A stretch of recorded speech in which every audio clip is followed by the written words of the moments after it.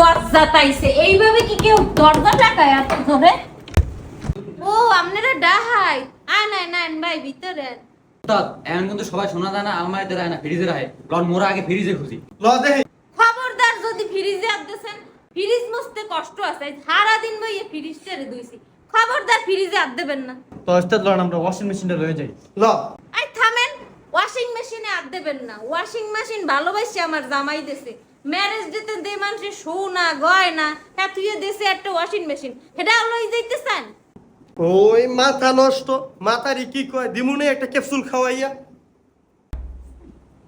কে তোর আসো গা? আপনি তো ভাবিরও নিয়ে আইছে। এই থাম।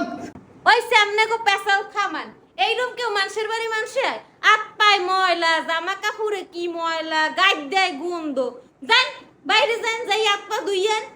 দূর এত কন্ডিশন নিয়ে কি ডাকাতি করা যায়? এবার সে ডাকাতিই করবো না, ল যাই।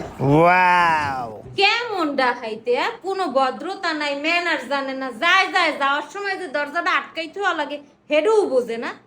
দূর এবার সে রাইতামই না। ওই দরজাটা আটকা। আইছে মোর ঘরে হরবে ডাকাতি, মাথাটা পাগল বানাইয়ে যে আড়াই দিলে এই কি না